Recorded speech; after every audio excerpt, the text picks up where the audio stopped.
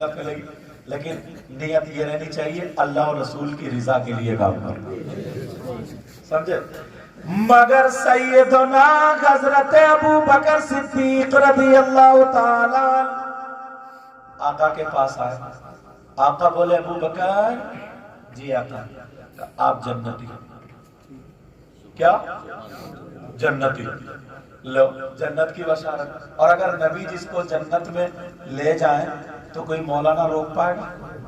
کوئی مفتی صاحب روک پائیں گے؟ کوئی ہے مائی کلال جو روک لے گا اگر نبی جسے کہہ دے کہ جنتی؟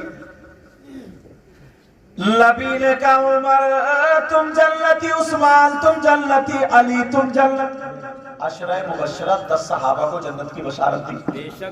اور وقتاً فوقتاً جیسا موقع محل ہوتا گیا صحابہ صحابیات کو بھی آقا جنت کی بشارت دیتے رہے. مگر پوری تاریخ اٹھا کر کے دیکھ لو کوئی بھی مولوی نہیں بتا سکتا. ابو بکر صدیق کو جب کہہ دیا جنتی ہیں تو اتنا موٹا تکیہ لگا کے لیٹ جانا چاہیے. اب تو ہم جنتی ہیں. اب نمازیں پڑھ کے کیا ہوا؟ اب تو ہم جنتی ہیں. اب تو کچھ بھی کرے نبی نے کہہ دیا تو جنتی. کچھ بھی کرے اگر نبی نے کہہ دیا تو جنتی. مگر تاریخ اٹھا کر کے دیکھو سیدنا ابو بکر صدیق رضی اللہ تعالیٰ عنہ کی اس فرمان کے بعد بھی کبھی نماز نہیں چھوٹی. کسی صحابی کی نماز نہیں چھوٹی. کیوں نہیں چھوٹی؟ اس لیے نہیں چھوٹی انہیں معلوم تھا دوسری حدیث بھی سامنے تھی، وہ اپنی جان قربان کرتے تھے صحابہ تھے، انہیں حدیث ان کے سامنے تھی.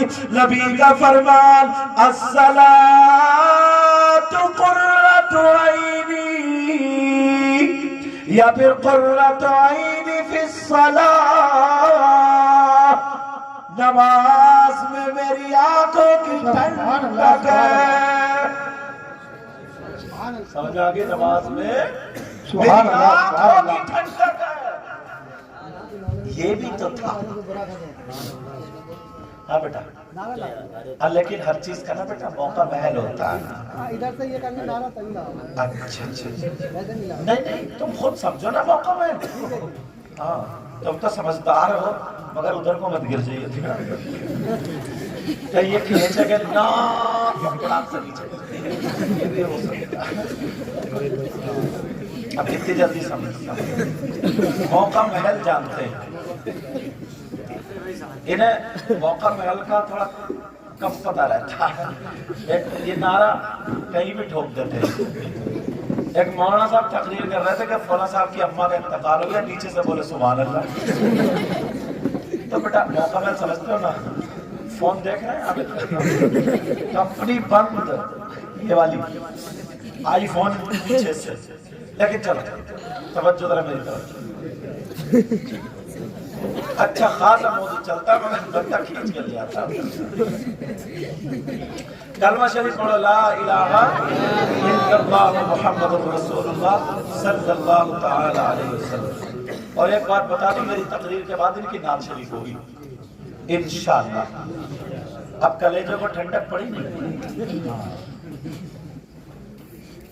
ورنہ یہ مولانا لوگوں سے لڑتے ہی رہتے کہ ایک تو میری نعت نہیں پڑھوائی اور پھر نعرہ بھی نہیں لگوا رہے. توبہ پڑھے میرے ساتھ میں پڑھی استغفر اللہ ربی من کل ذنب واتوب الیہ لا الہ الا اللہ محمد رسول اللہ صلی اللہ تعالی علیہ وسلم. جب بھی موقع ملے نا توبہ کرتے رہا کریں. ایک حدیث شریف میں آتا ہے میرے آقا صبح سے شام تک 70 مرتبہ اللہ کی بارگاہ میں توبہ کرتے تھے. اور ایک حدیث میں 100 کا بھی ذکر آتا ہے کہ 100 مرتبہ آپ استغفار پڑھا کرتے اللہ کی بارگاہ میں توبہ کیا کرتے.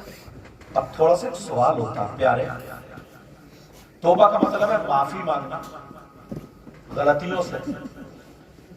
تو معافی کون مانگتا ہے؟ جو گناہگار ہوتا ہے. جو غلطی کرتا ہے، توجہ نا تھوڑی سی سن لینا، معافی کون مانگتا ہے بیٹا؟ جو غلطی کر دے. آپ جا رہے ہیں کسی کے ٹھوکر لگے، معاف کر دو بھائی.